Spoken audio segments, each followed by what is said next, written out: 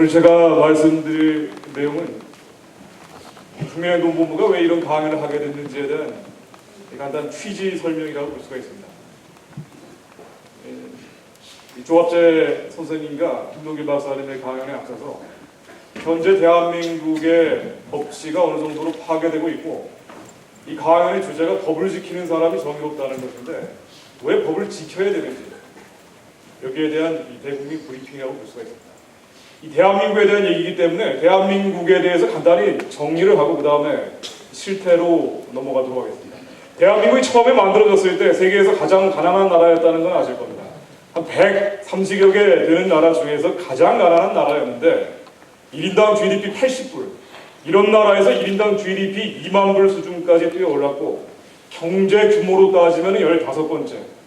이러한 대한민국의 성취에 대해서 유엔에서 통계를 내봤더니 50년, 이 95년도에 만든 통계입니다만은 세계에서 여러 나라들을 다 조사를 해봤는데 2차 대전 이후에 가장 경제 성장을 많이 했다는 게 나옵니다. 대한민국의 성취라는 것은 세계사적으로 이미 입증이 된 거고, 대한민국은 우리 민족 5천년 역사에서 이 단군 이래 가장 많이 발전했다고 볼 수가 있습니다.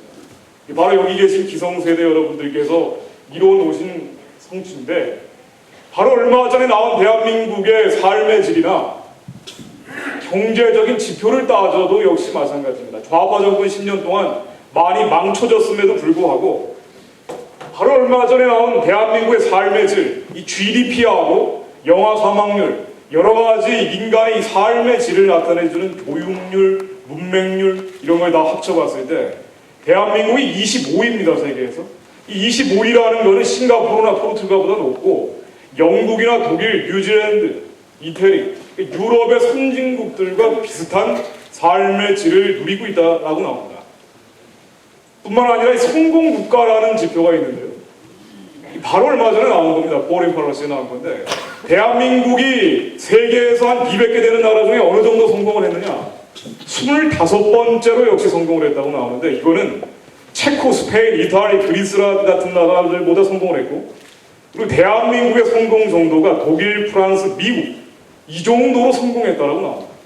대한민국의 60년 동안의 성취라는 것은 기적이다라고 밖에 볼 수가 없는데, 이 삶의 질과 성공 국가 어느 면에서 성공을 했는지를 특히 보니까 분단된 국가나 분쟁이 지금 진행 중인 국가 중에서는 단연 1등이고요. 균형 개발과 인권 부분에서 대한민국이 압도적으로 높습니다. 이 균형 개발이라는 것은 세대 간의, 계층 간의, 지역 간의 균형적으로 개발된 정도가 대한민국이 일본이나 아이슬란드, 스위스, 호주보다 높습니다. 그러니까 흔히 좌파들이 얘기하기를 부익부 빈익빈이 심해져서 양극화 현상이 한국의 심각한 문제다라고 선동을 하는데, 우리나라만 보고 있으면 그런 것 같지만 다른 나라들하고 비교해보면 매우 균형적으로 개발됐다. 지역적으로 균형을 이루고 있고 계층 간의 균형을 이루고 있다라고 나오고 있습니다. 뿐만 아니라 인권 같은 것은 프랑스나 일본, 미국보다도 한국이 높은, 이 숫자가 낮을수록 높은 건데요, 높은 점수를 받고 있습니다. 그러니까 대한민국의 삶의 질 그리고 성공한 정도 매우 놀랍다라고 나오고 있는데, 그럼 앞으로 우리나라가 선진국이 되기 위해서 삶의 질 25번째, 성공국가 25번째, GDP 15번째인 대한민국이 이제 10번째 안에 들어가는 선진국이 되기 위해서는 뭘 해야 되느냐? 이제 남은 과제가 법치주의입니다. 법치와 질서와 안보, 이런 세 가지 과제를 안고 있습니다. 이명박 대통령께서 이 경제 회복이라든가 여러 가지 부분에서 많은 성과를 거두고 계시지만 앞으로 역점을 두셔야 될 부분들이 바로 이 법치와 질서, 안보라는 영역이라고 볼 수가 있는데요. 이거는 통계로 나와 있는 확증적인 데이터입니다. 대한민국이 OECD라는 이 선진국 클럽에 가입이 되어 있는데, 대한민국이 다른 부분에서는 매우 높은 점수를 보이고 있지만 법치주의, 법을 지키는 정도에서는 꼴찌입니다. 30개 되는 나라 중에서 28번째, 29번째 꼴찌를 나타내고 있는데, 이거를 연구소에서 다시 역으로 조사를 해봤더니 30개 되는 나라 중에서 대한민국이 지난 10년 동안 노무현 김대중 정부 동안 법을 OECD의 평균 정도로만 지켰다면 어떻게 됐을 것이냐? 그렇게 됐을 경우는 대한민국이 매년 1%씩 경제 성장을 추가했을 것이다. 이 얘기인즉 노무현 김대중 이 좌파 정권 10년 동안 법치와 질서와 안보가 심각하게 파괴가 됐는데, 이렇게 법치와 질서가 파괴된 정도가 OECD 평균만 갔어도 대한민국은 매년 1%씩 더 성장해서 선진국이 됐을 것이다. 이 통계가 나와 있는 거예요. 왜 법을 지켜야 되느냐? 우리가 60년 동안 놀라운 성취를 해냈는데 앞으로 선진국이 되기 위한 마지막 허들이 바로 법치라는 것입니다. 그런데 지금 대한민국의 법치 수준이 어느 정도냐? 이 국회를 보면 알 수가 있습니다. 여러분들 국회에서 맨날 폭력이 벌어지고 불법이 저질러지는데 어느 정도냐? 이 민주자 들어간 정당들이 오히려 대한민국의 민주주의를 파괴하는 데 앞장서고 있는데요. 이 지난해 불법 폭력 집회, 미국산 쇠고기 수입 반대 문제로 저질러졌던 이 100일 넘는 기간 동안 도심 한복판, 서울 도심 한복판이 무정부 상태가 돼버렸죠. 미국산 쇠고기 수입 반대 촛불 집회, 불법 집회고 전역 넘어서는 이 폭력 집회로 변질이 됐는데, 여기에 법을 만들고 법을 집행해야 될, 대한민국에서 법을 가장 열심히 지켜야 되는 국회의원들이 나가서 불법 집회를 선동을 하고요. 전직 법무부 장관을 했던 분이 폭력 집회 현장에 가서 메가폰을 들고 폭력 집회를 선동을 하는가 하면 국회 안에 들어와서도 역시 폭력을 행사하고요.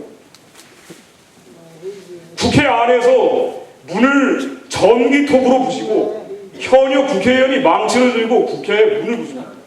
이 대한민국이 좌파 정권 10년 동안 얼마나 법이 무너져 버렸으면 이런 일들이 벌어지고 있는지 국회 안에 들어와서 명패를 때려 부시고요.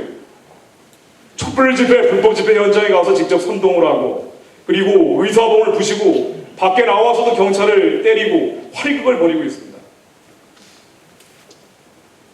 이 민노당 의원들은 특히나 이런 불법 행위가 굉장히 심한데, 대한민국의 불법 집회, 폭력 집회 현장에는 어김없이 국회의원들이 달려가서 울부짖고 때를 쓰고 폭력을 행사합니다. 민노당의 강기갑 대표 같은 분은 이거 1월 5일날 모습인데요. 국회 안에서 쇠파이프를 들고 국회 문을 부시고 테이블을 뒤집고 공중에서 붕붕 날아다닙니다. 1월 5일날 이런 일이 있었는데 선진국 같으면 이 의원직 내놔야 될 사안입니다. 우리가 폭력에 익숙해져서 그러지만 국회 안에서 현역 의원이 파이프 들고 휘두른 적은 없었습니다. 그런데 이런 일들이 국회 안에서 벌어지는데 이게 솜방망이 처벌을 하고 사실상 징계를 안 하다 보니까 4월 달에 또 국회에서 폭력을 행사합니다. 마이크를 잡아서 부시고 6월 달에는 집회를 한다고 폭력 집회를 또 벌이면서 경찰들을 때리는데 앞장을 섭니다. 이분이 어떤 생각을 가지고 있는지 하고 봤더니 막스주의, 이 공산주의를 만든 막스를 아시죠? 이 막스주의 축제를 하는 데 가서 특강을 하는가 하면은 올 초에는 국내 이 중앙일보와 인터뷰를 하면서 의원님께서는 왜 그렇게 열심히 일을 하십니까? 라고 물어봤더니 대한민국이 빨리 이런 나라가 돼야 되는데 안 돼서 그렇다라고 모델로 제시한 나라가 바로 쿠바였어요. 대한민국은 쿠바 무역 모델로 가야 되는데 이게 안 되고 있기 때문에 내가 이렇게 열심히 일한다고 이거예요. 이게 미국의 모습입니다. 존 루이스라는 국회의원인데 피켓팅을 하다가 폴리스 라인을 1인치를 넘으니까 경찰이 현역 의원을 수갑을 채워가지고 끌고 가는 거거든요. 미국이 왜 선진국이 되느냐? 법을 지키고 만드는 국회의원 먼저 가장 앞장서서 법치를 실천하니까 선진국이 되는 겁니다. 그럼 대한민국이 왜 선진국이 안 되냐? 국회의원들이 저 모양이니까. 그러면은 입법부가 엉망인데 사법부는 어느 정도냐? 대한민국이 2007년 12월에 정권이 교체가 됐습니다. 좌파 정권이 종식이 됐는데 이건 행정부 권력만 바뀌는 거예요. 입법부나 사법부는 여전히 마찬가지고 어떤 면에서 더 심각합니다.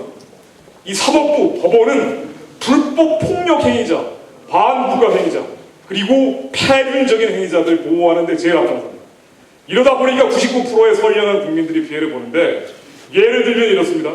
지난해 미국산 쇠고기 수입 반대 촛불 집회 100일 넘게 불법 집회, 폭력 집회가 계속됐습니다. 그런데 여기에 대해